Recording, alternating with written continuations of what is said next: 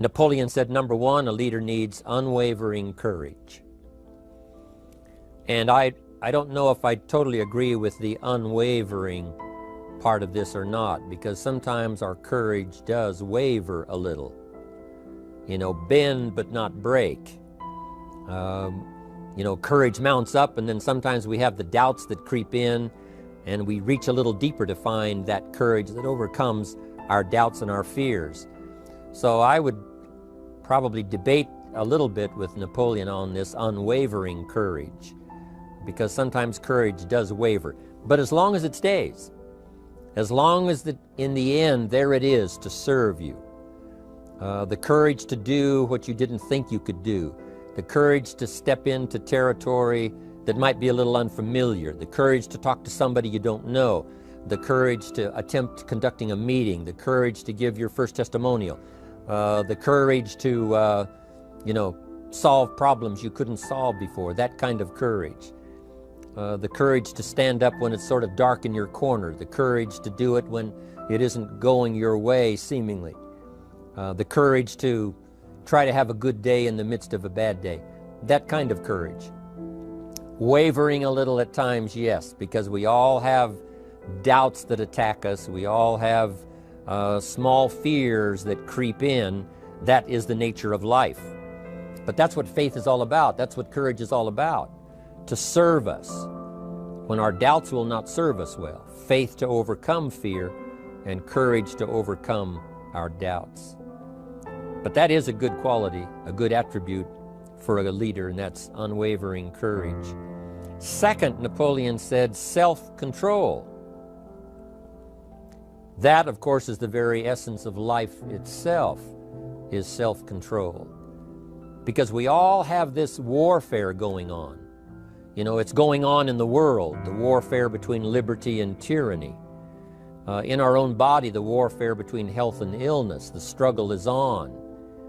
The struggle between light and darkness, the struggle between good and evil.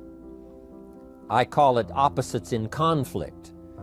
And as soon as you're born into the world, as soon as you find yourself and discover yourself on this spinning planet headed somewhere, you know that this exists. To be a civilized society, we must drive the dark side of our nature into a small corner and let the positive side flourish.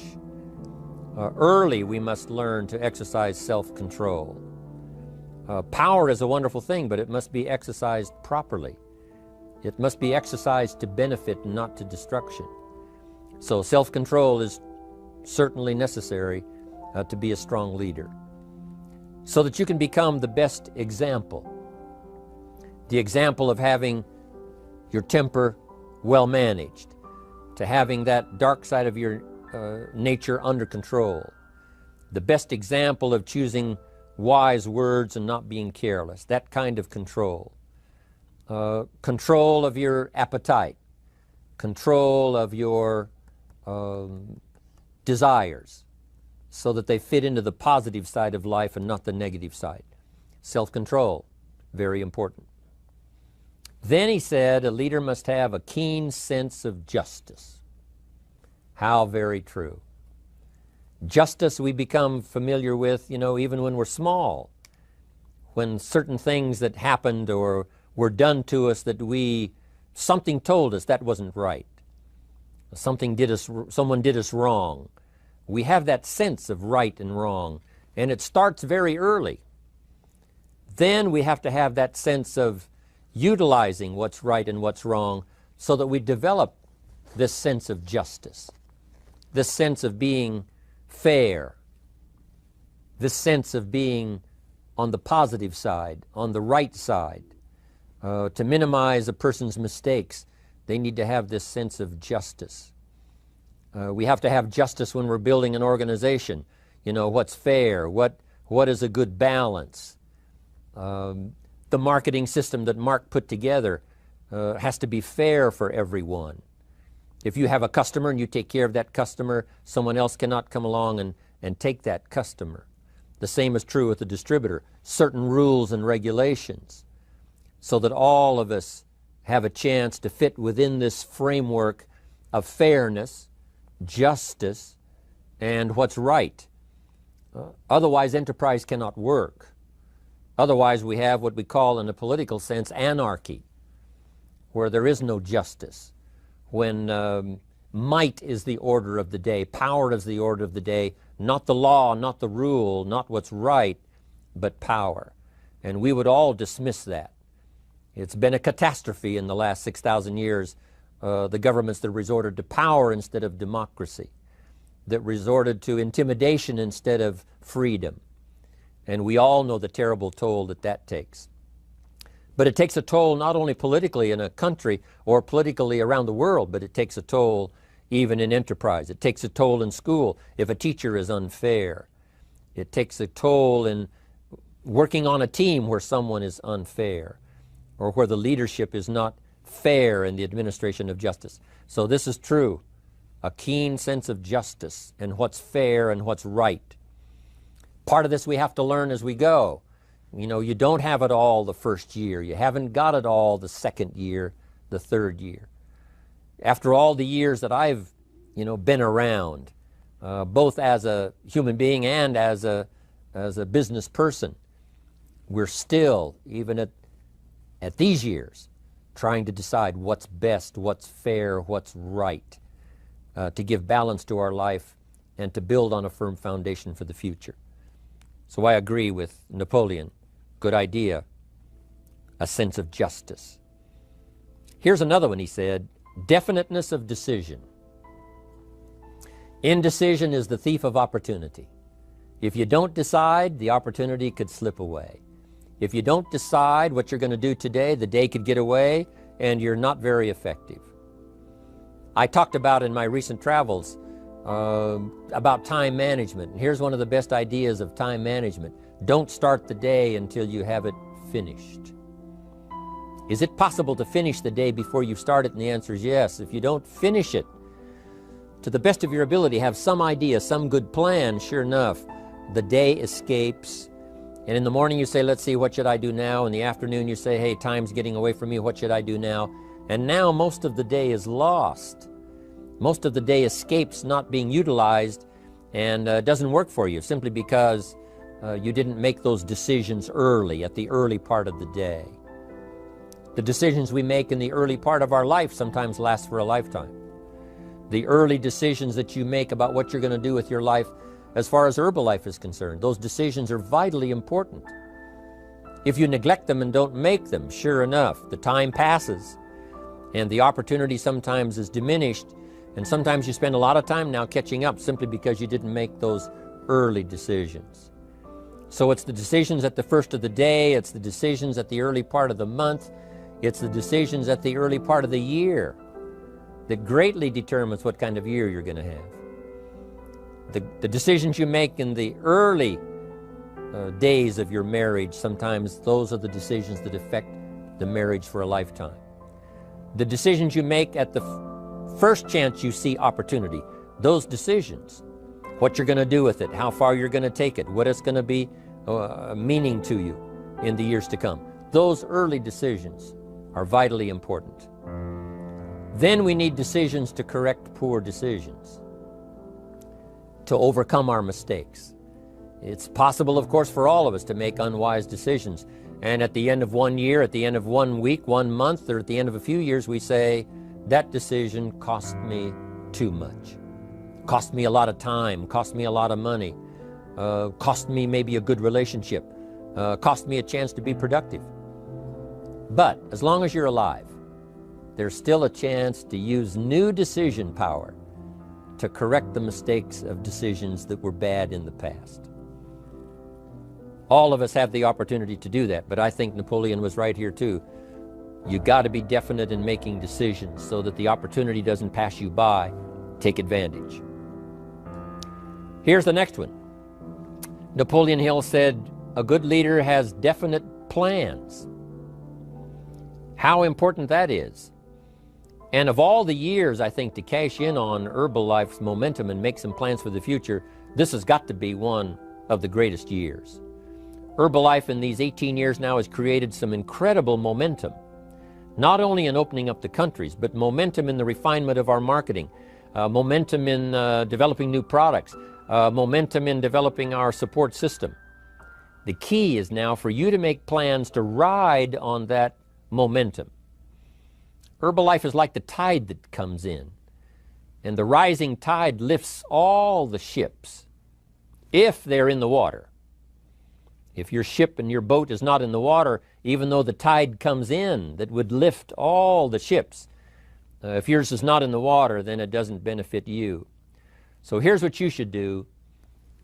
Have the same intensity to make your plans for the future as Mark Hughes has, as the President's team, Chairman's Club especially, make the plans for the Herbalife Company future. You've got to now make your plans. Don't let this momentum pass you by. Don't let this momentum go uncashed in on. Don't let it be like a lost cause for you.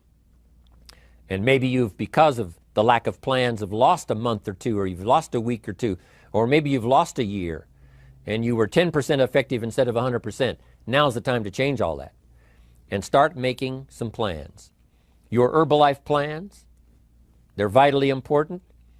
You might as well cash in on the Herbalife plans for world expansion, the Herbalife plans for expansion within your country, the Herbalife plans for the expansion of the business, the incentives. You know, cash in on that, capture that, and say, I've got to have some plans that match Herbalife. Not necessarily match Herbalife in numbers, but that can match Herbalife in momentum, that can match Herbalife in cashing in on the opportunity, your plans for Herbalife expansion. You got to have some plans for your family, all right? You got to take your family along, don't leave them out. One of the challenges all of us have in making our plans is how to balance everything, to make sure that we don't regret at the end of the year, I spent too much time on that, I spent too much money. And then if you have, say, how can I not do that again? And construct some better plans so that you won't have any regrets at the end of a year to come, 5 years to come, 3 or 4, 5 years to come. Definite plans. The plans for the use of your money. One thing I've admired about Mark Hughes since I've met him all those years ago, once he started becoming successful, he had a splendid plan, not only for his personal success in terms of financial security, but in terms of the company. Because Mark has to look after the company and make sure that the company is secure, that the company has plenty of reserves, so that no matter what happens around the world, and when you're doing business in 37 countries, you can imagine what the challenge is to make sure the plans for each country are there, the backup plans, the financial plans, as well as products and opportunity and marketing. It is a challenge beyond comprehension to most of us what kind of planning that takes in terms of trying to make Herbalife secure for the future.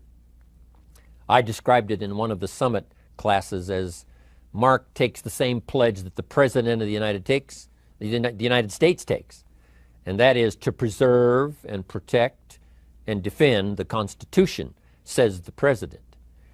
But Mark has to preserve and protect and defend the company to make sure it's viable, not just in America where it started, but all around the world in each country. It's an awesome responsibility. But now for you, your plans to be financially secure. If you're starting to make some big money in Herbalife, I'm telling you, you got to have a good plan for your resources so that you find yourself secure regardless of what happens. I agree with Napoleon here. You got to have good plans. One more on plans, and that is the plan for your personal development. The plan to be better this year than last year. The plan to take the classes, attend the workshops, do everything you possibly can to show personal progress, not just financial progress, not just the progress of having one more car or one more home, but the progress of personality, the progress of communication skills, the progress of recruiting skills, the progress in how to deal with people, progress in using your influence so that it multiplies its power by 5 by 10 versus what it used to be. You need those kind of plans. A plan for personal growth, personal development, a plan to be all that you can possibly be in the years to come as you develop your Herbalife business and your life business and your family business, all of that. Got to have good plans. Next, Napoleon Hill had a good saying. It was something my father had and passed it on to me as a good philosophy, and here's what he said. A good leader has the habit of doing more than what he gets paid for. What an incredible philosophy this is. The habit of doing more than you get paid for. It's what we call the service that you put out like seeds in the ground that doesn't bring the harvest immediately, but the harvest is yet to come. It's called like putting out the capital in capitalism. Doing more than you get paid for means that you're getting ready for the next move up. Because if you do more than you get paid for, you've made an investment. The average person might think if I do more than the company requires, then they're ripping me off. I'm not getting paid for that extra time, that extra attention. But you must not view it that way. You must say, I'm getting there a little earlier, staying a little later, as an investment in my own personal future. Because I want that kind of reputation. I want that kind of philosophy to work in my life. Do more than you get paid for. And this philosophy works incredibly well in Herbalife. You make the Herbalife sale of the Herbalife products. Now you must do more than you've gotten paid for. Right? They've got the product, you've got the money. But you can't stop your investment there. Now you must develop the investment in time, effort, and energy in turning that new customer into a testimonial. And sometimes that's the most difficult work, the work after the sale. Because the sale might be fairly easy. Someone says, hey, I've been looking for this product, I need it, here's my money. But now you've got to stay with them, make sure they don't just buy the product, but that they use the product. And that they don't just use the product, they keep using the product. That's the work after the sale. But if you learn to make that kind of an investment and do more than you get immediately paid for, the payoff in the future can be fantastic. Because as we all know in Herbalife, what really pays off is not a sale of the product. What really pays off is a testimonial. A testimonial that gives you more sales than you can keep up with. A testimonial that takes you places you could never go by yourself, introduces you to people you'd never see on your own. That kind of investment is so powerful. So you do more than you get paid for up front. It's happened for me, making the investment. When I first started lecturing 36 years ago, I talked to high school classes, college classes, service clubs, and I gave it all away. I went and talked for free. Someone said, Mr. Rohn, would you come and do this breakfast talk? I said, sure. Could you do this luncheon talk for this service club? I said, of course. And all of that in the beginning was for free. Primarily because I'd made my fortune, I didn't need the money, but I did it for free, but look what it's made for me by giving that kind of service in those early days. And finally it led to business and led to an enterprise. And I was giving the seminar all those years ago here in Los Angeles, and Mark Hughes was in my audience. So what you don't get paid for, don't worry about that. Just render the service with the vision of the future that it'll come back multiplied if you have this kind of habit, this kind of philosophy. Next, Napoleon Hill talks about personality. You need a pleasing personality. There's many parts to your personality. One is your working personality. The kind of behavior, the kind of attitude that you need, especially in the public. Some things you can kind of get by with, being a little careless, maybe in private, but in public, where it counts so much in your paycheck, it counts so much in building your business for the future, your own personality. But here's what you also must remember. You develop your personality in private so that it serves you well in the public. Sometimes we get the mistaken idea, I can be careless with just these few and be more careful when I have 1,000. But see, that doesn't work that way. Careless with a few, sure enough, that will creep into your presentation for 1,000 people. Here's the best practice, and the Herbalife opportunity in our marketing systems gives you the best chance to do that. The influence you have one-on-one, that's what really counts. You say, well, I'm only talking to 2 people, it doesn't matter much. That's when it really matters. Because if you'll practice well there, using your personality, using your influence, to get someone's attention, to get them to listen, to get them to participate, the kind of personality that someone says, I'd like to be around this person. They're unusual. They're not like the average person I meet on my everyday experience. That kind of personality. But you've got to practice it behind the scenes. You've got to practice it one-on-one. And if you're effective one-on-1, 1-on-3, 1-on-5, I promise you, that will get you ready to now perform with the kind of personality, the kind of charisma that wins people when you're in front of 500 people, 1,000 people, 5,000. So this is a good point, working on your personality. Here's the best gift you can give someone, and that's the gift of attention. Attention is so powerful. When I was a young man, I met Nelson Rockefeller, one of the richest men in America at that time. He's gone now, but he was a unique individual, ran for vice president of the United States. And I had a chance to be where he was holding a press conference. And I got close enough so that when he walked out, I had a chance to step up, right, when security was not all that severe in those days. And I had a chance to put out my hand, shake his hand, and say, Mr. Rockefeller, my name is Jim Rohn. And what I remember most was the attention he gave me. With the lights of the cameras around and everybody all around, he looked right at me and said, Jim Rohn, where are you from? I said, Idaho. He said, I really like Idaho. It's one of my favorite states in all of the country. And for just a few seconds, he gave me his attention, shook my hand. I'll never forget the handshake, right? One of those multi-million-dollar handshakes. But I'll never forget that personal attention he gave me, just for a few seconds. It was powerful. Made an impression on me that's lasted until this day. That's why I remember to tell the story. So, same thing you can learn to do. Utilize your personality, utilize your influence, give people the gift of attention. Here's the rest of my list now as we finish up. Next, Napoleon Hill said a leader needs sympathy and understanding. We have to develop that early in our lives. All of our lives, we have to look at those that are less fortunate than we are. Those who need a helping hand, and especially now we learn to look at those who need an opportunity, those who need a change in their health, those who need a change in their life and in their lifestyle. It's this kind of sympathy and understanding that drove Mark Hughes to construct the company. It took that kind of understanding, that kind of sympathy, that kind of deep emotional feeling. Then Mark understood what it meant to be poor. He understood what it meant not to have. He understood what it meant to be short on finances, on resources. He understood what it meant to lack, full formal education. He knew all of those lacks.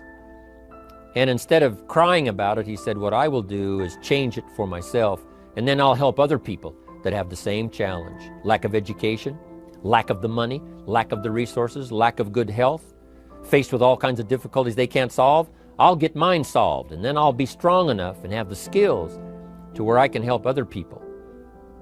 That kind of leadership quality is so powerful. That kind of understanding. Here's the next one. A leader must have, Napoleon said, a mastery of the details. How very true. All can be lost with just a couple of missing details.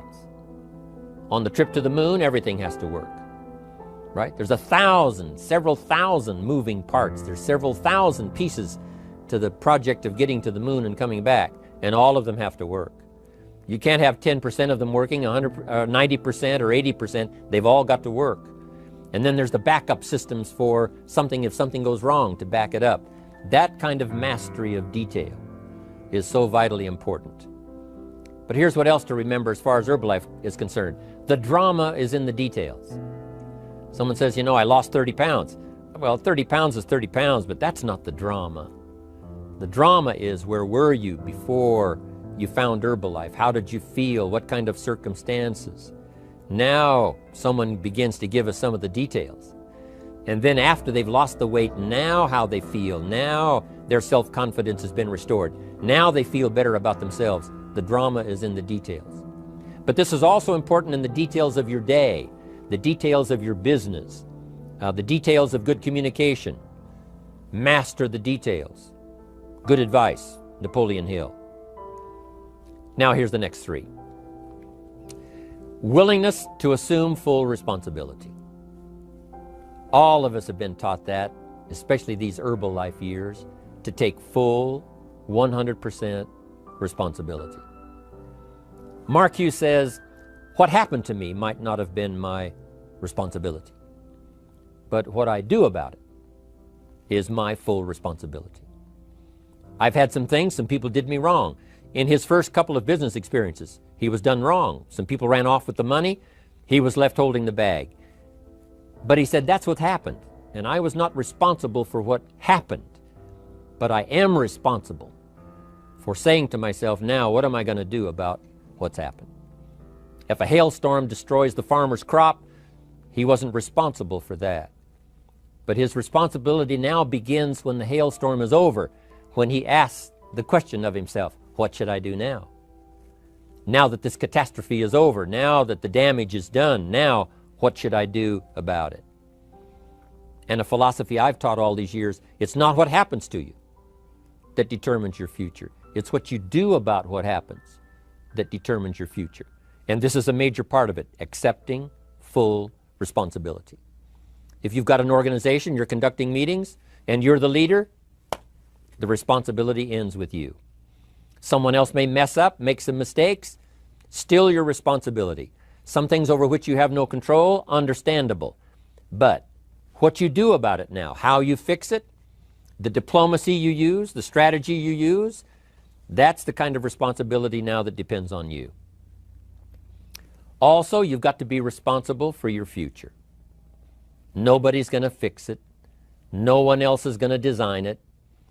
No one else is going to come along and say, hey, I will make sure it all works well for you.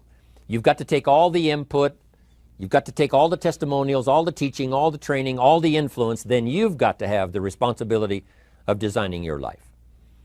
You can design a life of prosperity, or you can design a life just to coast and get by. The responsibility belongs to you. Now here's the last two. Next is cooperation. One of the great things we learn in Herbalife is how to cooperate so that we take advantage of each other's ideas, we take advantage of each other's input, we take advantage of each other's enthusiasm, we take advantage of each other's testimonial, and we take advantage of each other's willingness to grow. That kind of cooperation has built Herbalife. In those early days, Mark got the group together. Jerry Shatanovich, Doug Stuntz, the rest, and made some plans to cooperate. Said, no telling what kind of powerful meetings we can have if we work together. No telling how many people we can affect, even right away, if we work together. You do this part, you do this part, I'll do this part, we'll make it work together, and we'll get the ball rolling. There's an ancient phrase that says, if two or three agree, nothing is impossible. If they agree on the same project, if they agree on the same vision, if they agree on how to get there, I'm telling you, nothing is impossible. Nothing can stand in their way. Just two or three. What's exciting about Herbalife is now we have more than two or three. The president's team now is well populated. Even the chairman's club is growing. The millionaire team is awesome in its numbers as well as in its power. And the cooperation between all of us on the tabulator teams, as distributors, home office, support staff, 15th floor, wherever we come from. If we cooperate, there's nothing we can't do. There isn't anyone we can't touch. There is no country we can't finally get to with this incredible story. Cooperation. That's why I'm here, wanting to do my part, HBN, send out some ideas, give you some notes to take, something to think about and ponder, something to talk about with the people that you associate with and are building your business. That kind of cooperation is going to make this a powerful year. It'll get us to the 2 billion, 3 billion, 5 billion. But it'll get us to much more than just those numbers. It'll get us to a place of honor, respect, prestige, influence, feeling good about ourselves for the hard work that we're doing, cooperating with each other. I want to cooperate with you, helping build your business. All of us cooperate with the support system of Herbalife. We're on our way. We will have the billions. We'll have the stories. We'll have the experiences. Now here's the last one. Napoleon Hill said, a major attribute of leadership is vision. Vision is in many parts. One, a vision for your own course to follow. A vision for you, for yourself. A vision for your financial future. A vision for your health. A vision for your wealth. A vision for you to latch onto and make something out of. A vision for your family. Because vision must now lift others as well as ourselves. Guess what our family is counting on? That we'll be able to see things that at first they cannot see. That we'll be able to look further into the future than perhaps they will be able to look. The same is true with your organization, the people that are around you. They're counting on your vision. Perhaps you've been there a little longer than they have. Maybe you've been there a lot longer than they have. And they will look to you to help them see things that they can't see in the beginning. And if you will do that, develop that attribute of leadership, I'm telling you, you'll have such a dramatic effect on your organization, it will be unbelievable. A vision for yourself, a vision for your family, a vision for your organization, a vision for the people that you're close to. The old prophet said, without vision, we die. We perish. Unless we can see into the future, life loses its meaning. Unless we can look further than just where we are at the moment, then we have no reason for faith, no reason for activity. But if we'll develop this skill, beyond any other skill, I'm telling you, it will help us touch people because they'll want to be around us because we have this look into the future. Not only the short-range vision of what we're going to do this week, this month, this year, but the long-range vision like Mark has, taking us to the 5 billion. You can have a vision that will take your organization into the future and bless everybody with success.